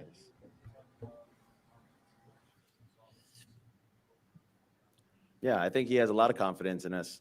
Yeah, I think you look at the way the game went. We got started a little slow, and then there were peaks where we were driving the ball down the field, we just couldn't finish. There were also times where, we had communication errors within our headset, and we couldn't fully get the play communicated to the guys as well, and so it was kind of on the fly things like, hey, we don't have a play, let's go to this play, or let's just go to this play. And all those things are things that we can clean up. But, I think Mike has the utmost confidence in us from things that we've shown in practice, from things that we've done throughout training camp, and also, when we've had joint practices. I love it. Yeah. He has the utmost confidence in the entire offense. That's why. Sorry, 3 guys just asked the question, like right here.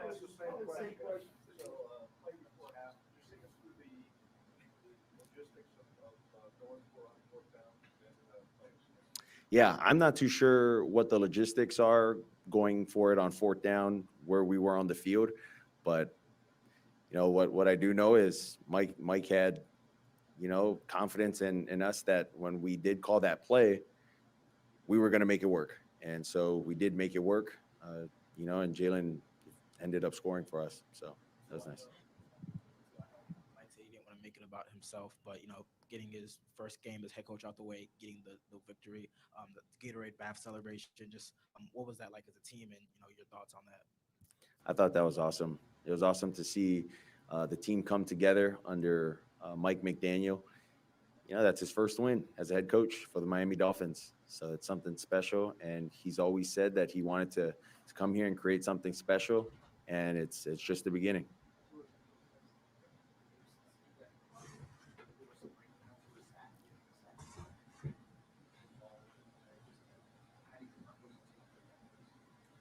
What I take coming out of this is, what can we learn from this? We'll go back, watch the film, and then we'll, reassess, get back to work on Wednesday.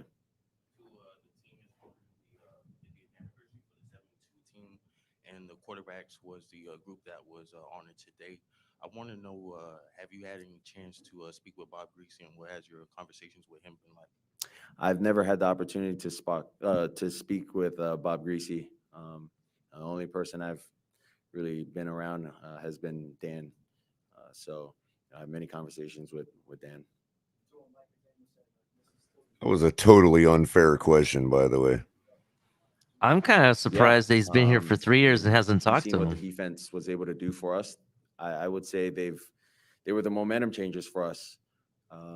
With the interceptions, with the turnovers that they had. Offensively, we just didn't capitalize. But, I think the overall picture, with as much as we wanted to do offensively and as much as we didn't get to, do successfully offensively, we still came out with a win. So I think that's a big positive for us. There's so much talk about Tyreek Hill, what he needs in this offense. What was it like in game 1 having that option, and obviously the connection you have with him? Yeah, I would say it's a continuation of growing for, the timing of me and Tyreek with, continuing to learn what he likes, what he doesn't like. And it's a continuation still with Jalen and with all the other guys within our receiving core. Your first drive, you have 3rd and 1, you throw a deep pass, and then suggesting you're going to go for it on 4th and run. The play didn't get run, obviously, because they jumped off. Is this a changed mindset from, say, your first couple years of aggressiveness going forward on fourth down? Sure. Well, I never thought that we'd go for it, but that's, Mike told me, like, stay in there, we're going to go for it. And, we had calls that we wanted to call, and I wasn't sure when we were going to call them. So with it being, on the first drive, it was a little surprise, but I mean, really nothing should surprise me with Mike's. Yeah, we were going to run a play. Yep. Can you walk us through the touchdown pass to Waddle, and did you have any flashes back to your days with him at the University of Alabama? Yeah. Well, they were playing a one high coverage. Waddle ran his route, got open, just gave him the ball, and he did the rest. I would say it was hard in the moment to have any sort of flashbacks of our time at Alabama. It was just awesome to see what he did, with the ball after he caught it.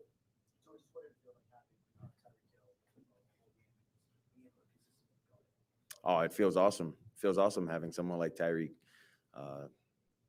I'll keep saying this. Dude's a cheat code. It's not easy covering this guy. When he's motioning, when he's running routes off of motions and doing his thing. So I love it.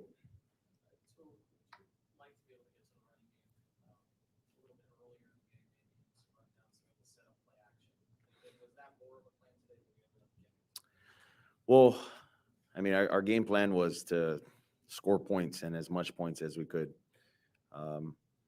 For us offensively, Mike says that our offense is not aggressive. That's just the style that we play, whereas other people think it's aggressive. For us, whatever call Mike, decides to choose for us to run, that's what we're gonna run.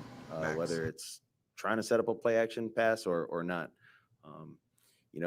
We'd like to do a little better in the run game, but I think that's what the first week is for. We got all the jitters out. Everyone got their first real live action of a game, and had all 4 quarters. So, like I'll always say, we'll go back into the film room. We'll talk about it. We'll go through it, get everything corrected, and we'll come back Wednesday.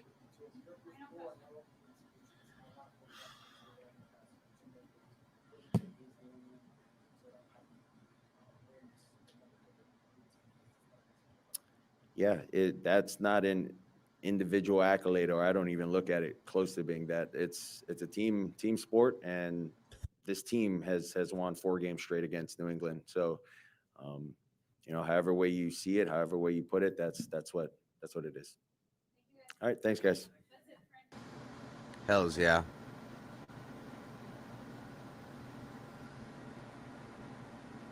Captain, I can still hear your AC really bad. Oh yeah? Yeah. How about now? Now I can barely hear it. Okay. Yeah, I turned the mic up. It gets kind of mixy on my hand. Gotcha. I have a lot to say about this interview. First Let's of hear all, it. so my comment earlier prior to this interview was the fact that there were certain throws that those deep balls, I think he should have thrown in certain situations, and he didn't. Maybe it was because of some of the communications problems they were having that I wasn't aware of. They said there was several calls that they didn't have a play, and they said, let's just go with this play. You know what I mean? I'm like, wow, okay, now that makes a little bit sense on why they didn't do certain things at certain points. I get that. That's one. Number 2, yes, I do agree with Color. The question about Bob Greasy was unfair, but at the same time, you've been here, it's going on your 3rd year, and you still haven't talked to Bob Greasy? That's kind of weird, right? No, I just think it was now, it's not to say that I disagree with the person's assessment, but I think it was kind of a double meaning in the question. Like, I think it was meant to be a gotcha question. Like, Yeah, like as if to say, measuring yourself. Dan Marino's a little above your grade. You might want to go talk to Greasy. He's more your style. You know what I mean? Like that was just backhanded, bro. If you be honest. You know what I mean? I have to agree that it's kind of like, I do agree with that. So I was just like, that's I'm just all you're surprised. ever going to amount to. We're going to have to Regardless- win based on everything but you. Yeah. You know what I mean? Which is probably it. I mean, I can't say I disagree with the guy per se, but to ask it in a press conference after a win like that is kind of backhanded, dude. If you ask Here's me. why it's not backhanded, in my opinion. Okay, Bob Greasy was not your elite, like Dan Marino style quarterback What whatsoever. quarterbacks back then were playing any more like elite? Like Bob Greasy was elite for that time. Quarterbacks didn't for play that like time that back then. But if you go and watch his style of play, very similar to what Tua did. In Well, fact, yeah, he only threw for like 20-something hundred yards that year. The perfect season. In fact, he won a Super Bowl too with that style. So I don't see why it would be a backhanded compliment or whatever it may be. Like I don't take it in a Because negative everybody manner. knows that style cannot truly Yeah, that's win not in the sustainable NFL in today's NFL. Yeah, that's not NFL's style today. And go if you don't believe me, go look at the Niners. You know what I'm saying? And even if Ali, we'll look at the compare, like Chris said a moment ago, look at the comparison. Okay, we'll look at the numbers Greasy put up. Well, what were his contemporaries putting up? So, in other words, a 2,000 some yard performance when everybody was only putting up 3,000 yards is probably more like a 4,200 yard performance when everybody's putting up 5,000.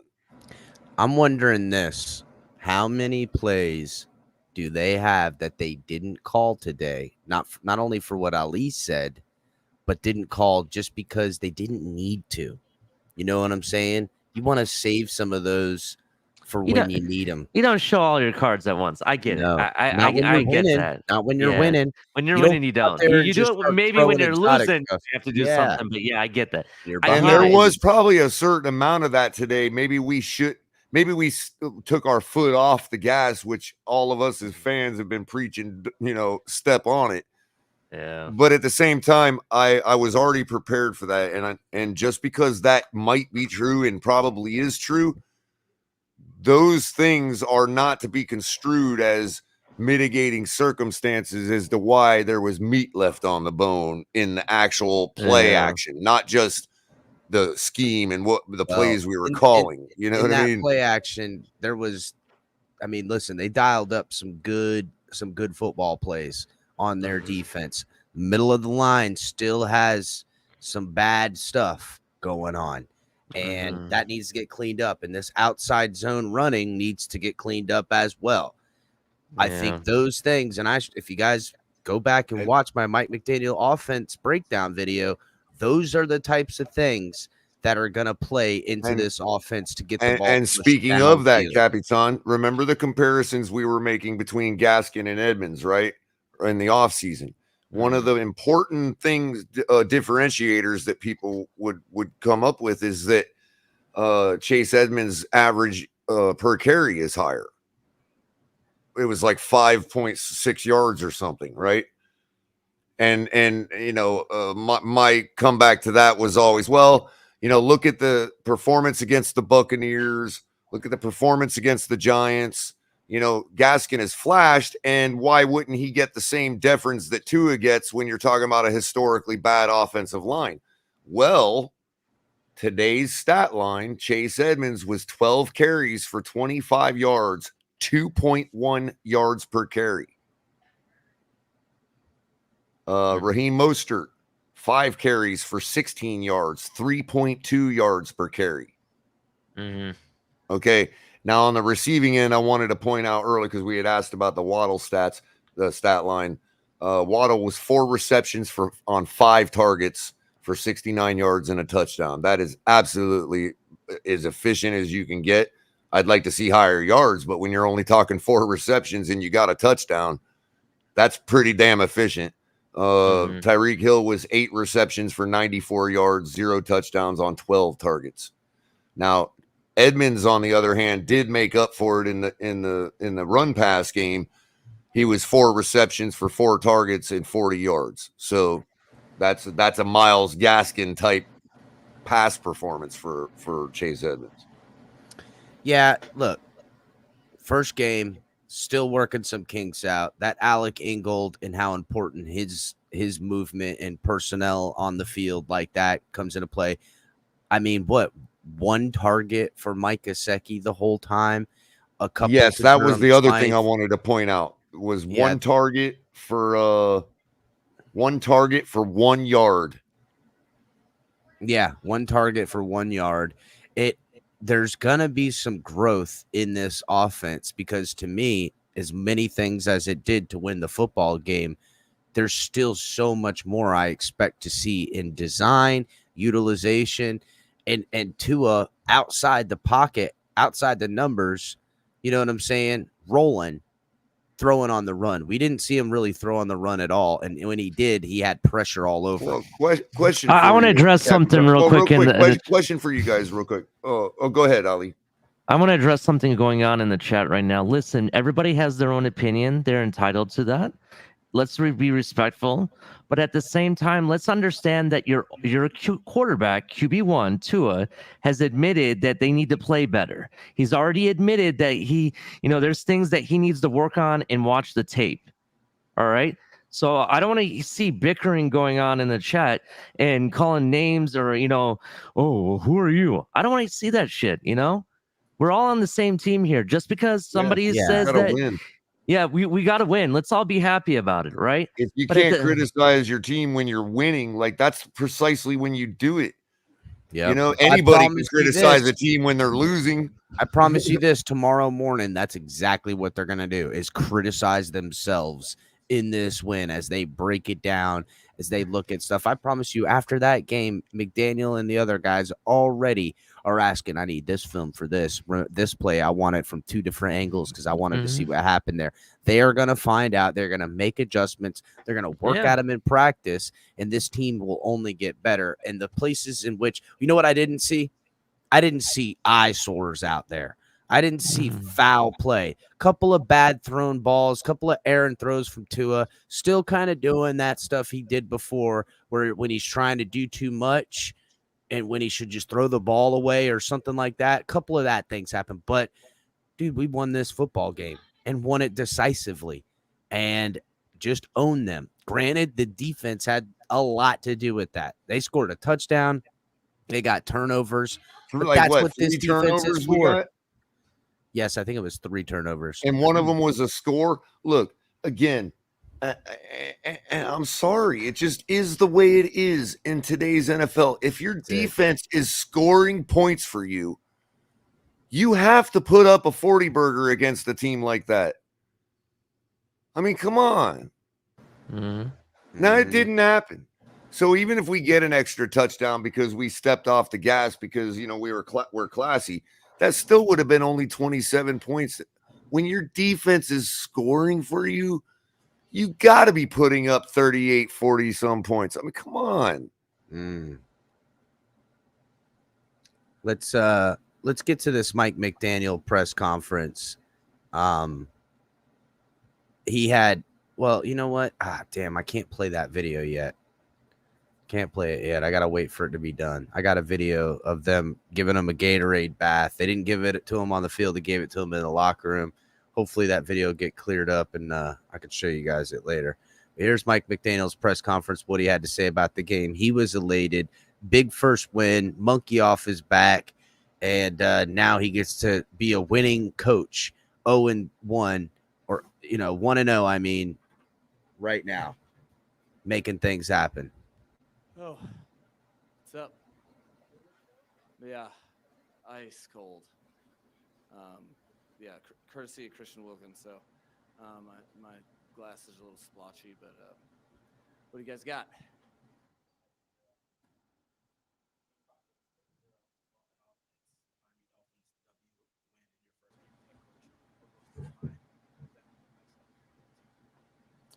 Is Barry here? Okay.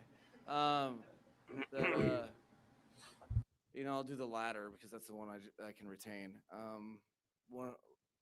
It was a very, very cool moment.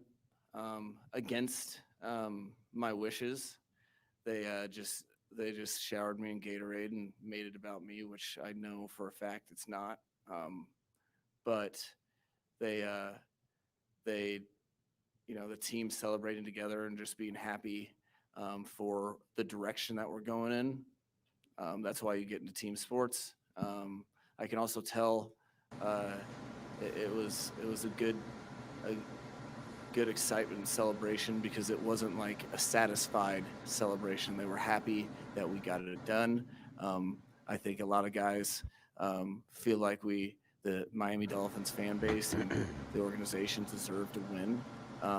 But there was a lot of frustration, including me, on things that, in the game that we really left out there. So that was pretty cool. When the clock hit 0, I only have a couple reps, so I was most concerned with finding Coach Belichick and expeditiously going over there to shake his hand, and then trying to figure out really what I want to say to the guys.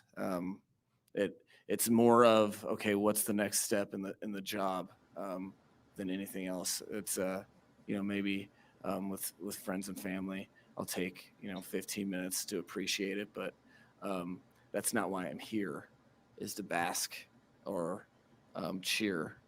I'm here to help lead a team of people, and we got game 2 next week on the road against a team that's very hard to play at. So that'll be our concern.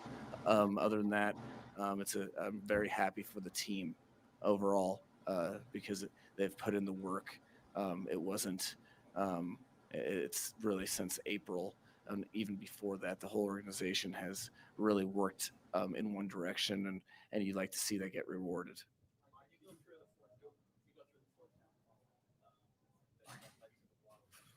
It was a cool moment for really our whole team, but the mechanics of working with the game management guys and talking through the different scenarios. We were just at the fringe of Jason's range, and you can push the envelope, but the flip side is you're you miss it and you're a first down away from giving up points. So then it became all right. It does kind of make sense to go ahead and go for it. Have a couple thoughts in mind, and then they're in communication with the offensive staff. There was I think it was John Embry, kind of tipped the scales because I had a couple up, but then from that point on, it's all players. So we decided to do it. Had a couple thoughts in mind. You try to prepare yourself so it's not the first time you've thought about that scenario, and that does come up in end of half. So I had a couple thoughts, but then once the play started, I think Cedric motioned down, and we had anticipated a certain type of leverage in the man-to-man coverage, and we got it. Then we got the protection, and then Tua ripped a strike. Part of the reason that you hear so much praise from Tyreek and Waddle about Tua is because he throws that catchable ball that you can get yards after catch, and then Waddle. That's something that we've emphasized a ton. And you want to talk about deliberate practice coming to life in the biggest moment is catching that in break and then having a mindset. Not being surprised that he's catching it. No, he only scores because he immediately transitioned to take it to the house. So I was glad to have. Color. That's exactly what you said about that catch. It's exactly what you said about. And then I prefaced it with saying that it's about the timing and them knowing and them having that in practice. That was practice type of stuff. And here's Mike McDaniel affirming both the things we just said about it. To have him back, I told you. Of course, it's football. I know, right? But that was a cool moment for all of us, and just wish we could have continued that momentum in the second half. But beggars can't be choosers.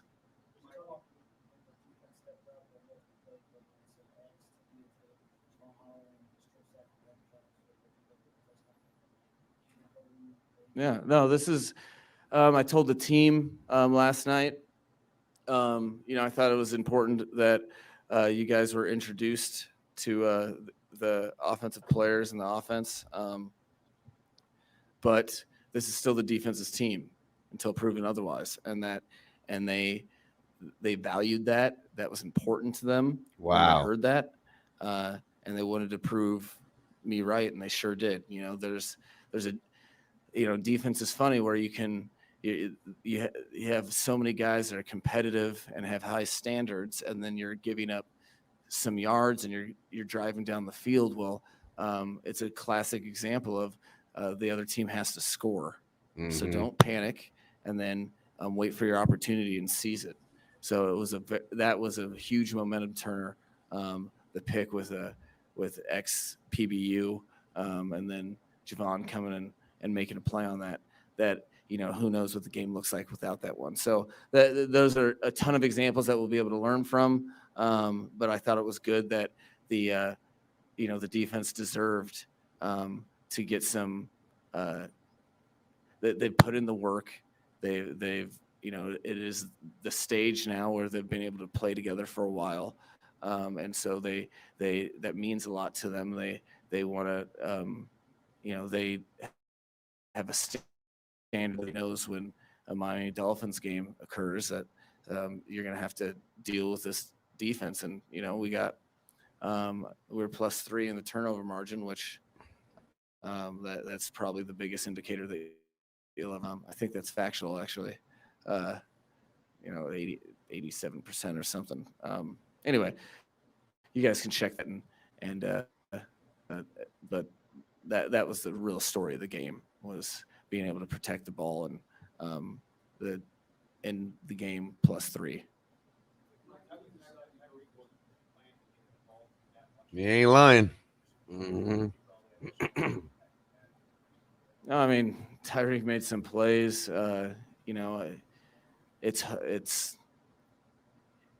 plan is always to get him involved. Defenses can kind of dictate the terms. So you try to, this was a difficult game plan process with him in that regard, because they've over the years, he's been doing it for so long. Coach Belichick has done a ton of presentations, so you're not really sure, how many times you want Tyreek at the point of attack. There's a couple times that he was number one. There was a couple times he was number two, but he made a couple plays. And Tyreek's the same way. He was frustrated. There was a incompletion over the middle that he knew that Tua was throwing it on time, and he knew he should have been flatter, and he kind of faded away. He got mad at himself there. And there was a couple during the game that he was frustrated, which is what you love about him. And that's what you need from your captains. So I think each and every game we'll do our best to feature him, and unless the defense has to fully commit to take him away, which is good news for the Miami Dolphins, because we have some other playmakers, which you guys saw today. There was a lot of plays that were made. Something to what he said there, guys, and I see a lot of people, and I know a lot of people make something out of it with Tyreek Hill getting frustrated out there. I just want to be very clear, and I'm going to put it on the screen like this. I want to be very clear. Tyreek Hill is always going to be frustrated out there, because that's the type of player that he is. He wants the ball. He wants to win. He wants to score all the time. And unless he's got 200 yards and 2 touchdowns or 3 touchdowns or something like that, he's going to be bitching, wanting more, playing more, getting his guys hyped up. But don't take it as a negative connotation that he's mad about his production or anything like that. Didn't he get like how many yards did he get? Just under 100 on 8 catches or something like that. So, there's going to be some yards after the catch that he's going to be able to get.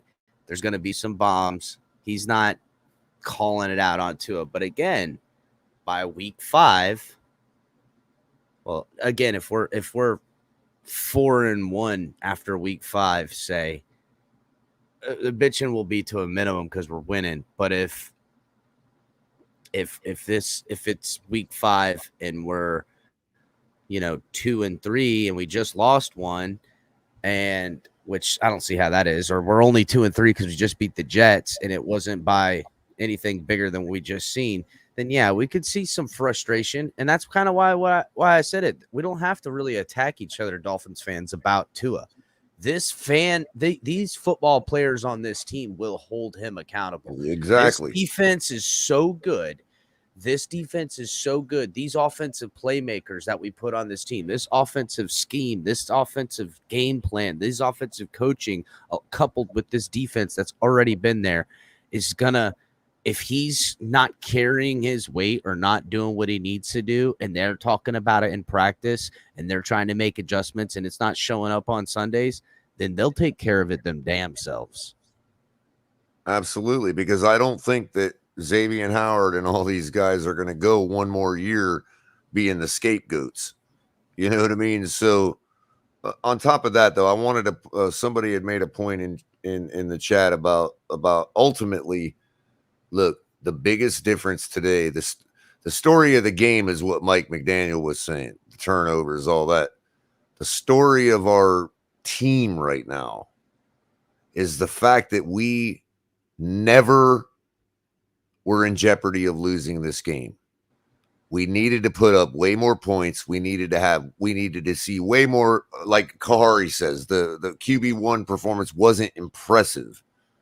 Okay, but we won and we never were in doubt of winning this game. That is a serious change, especially when you're talking about a Bill Belichick defense and the New England Patriots, 6-time world champions. I mean, the fact of it is, again, we've got, last year we had all this other stuff to fix. This year it boils down to this, and that. And if we can fix this, and that, we're there. And part of that is scoring points. And I know it's kind of like, well, yeah, that is the game. I mean, God, everybody has to fix that. If that's your problem, then you're a trash team. Well, yeah, but that's all we have left. And we're winning games without having fixed that yet. And what I mean by winning games is really winning games. Sure, you could say the Patriots are trash. The question was asked earlier. Is it us being a good team or the Patriots just being? No, the Patriots are a good team. I made that case all week. And I'm stand by everything I said this week. You guys, we have to give some credit to the fact that even if you thought you were going to put up 40 against somebody, you're talking about putting up 40 points on Bill Belichick, not Mac Jones. Yeah. Just like we've seen out of our offensive-minded coach to scheme up a win against that defense and do it right, was him going to scheme up that defense to neutralize our offense. Right. And y'all were right. I was wrong. Y'all were right. The Patriots offense is trash. Sure, Matt Patricia didn't have nothing for us, right? But we weren't scoring against his offense. You know what I mean? Outside of Jacoby Myers and a little bit of that inside zone running, they got no weapons over there. And Mac Jones looked okay today. I'm not going to say he looked good, but he didn't look terrible. I seen him actually change the play and call out some protections that worked at times. And they were moving the ball, here and there. They were doing all right. But this defense is just far and away superior for the talent that they possess. And then on top of that, by a lot of guys, and then I'm sorry, real quick, just on top of that, maybe something could be said for running into a brick wall of a Bill Belichick defense. I mean, look, Jared Goff led Shanahan's system with the Rams, only put up 3 points in the Super Bowl on him. Yeah, that's true. That's true. It's not like and I'll tell you what, that guy Duggar, I don't know who the hell that dude is on their team. I didn't scout them as much as I usually do, but that dude Duggar in their backfield is pretty good. One of their DBs back there for them. I'll be watching out for that guy next game. All right, let's get on with it. Guys in space, and I think there was a couple third downs that the running backs really kept us on the field. So all of those things, we're just trying to involve all our players to the best of their ability. Some games they'll get a ton, some games they won't, but they'll keep working and getting better, which is the point.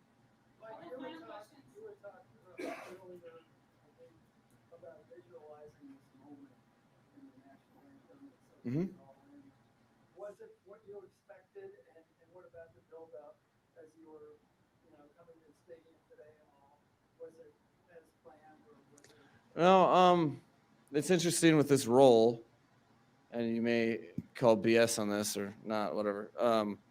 But you are so, I've talked about it at length before. You're so dependent upon so many people to do so many things. You're almost because you are in charge of so many people. You're delegating, but you're not hands-on with a lot of stuff. So you're so dependent. And as a result, I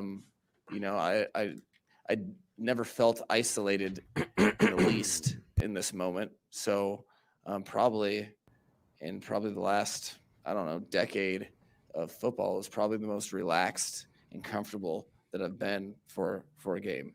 And it's the honest truth. And it's because you're from the scope, you are, yes, you're making play calling decisions, and a lot of your planning, you have to pay the piper. It's black and white, win or loss, but it's not about that. It's about doing right by all the people in the building, by the players, facilitating them coming together, and then we go out and have fun doing what we do. Because if you work the right way, you shouldn't feel stressed or nervous. So to be honest, it was what I was kind of starting to piece together in the preseason that, maybe this is right, wrong, or indifferent. We'll see at the, each game how it plays out, but I felt very comfortable. And there wasn't really any nervous energy or anything like that. Which was cool that I felt like the players were that way too. Mike, your first NFL win as head coach against Bill Belichick. What are your thoughts on this last statement moment? What do you think about it? Man, I wish all you had to do was win one game. That'd be cool. We'd be That's not the champions right case. now. So I'm kind of thinking about week 2. Again, time for reflection will come on my own time, not other people's. And right now, people don't need me to sit and think about my win-loss record. They need me to do my job, and that's what I'm focused on. God, what a brilliant answer, man. Fucking what a Jesus. great answer, dude. I mean, he literally, and the team, no time to relish, and you don't hear him with another game, another week. A lot of the things, it's all free thought from everybody, and it's an honest answer. And I mean, they're all happy to win, but business is still at hand. Things need to get corrected. We got to beat Baltimore next week. Everybody talked about next week, talked about Baltimore. It is on all of their minds. That makes me feel really good. Guys, hit the like button if you're watching. Had like 150, 160, 180 watching live. Hit that like button, guys.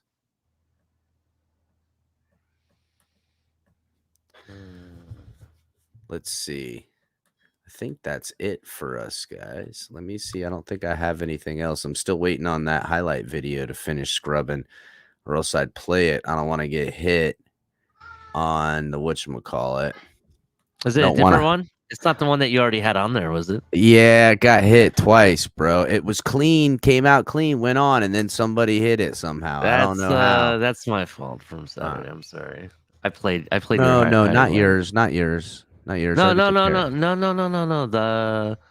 The hype. Oh, the one I had out. Yeah, no, that one's golden. That one's golden. Oh, okay. So it wasn't that one. Okay. That one's got over 10,000 views. That's awesome. Yeah. That took a lot of work too, bro.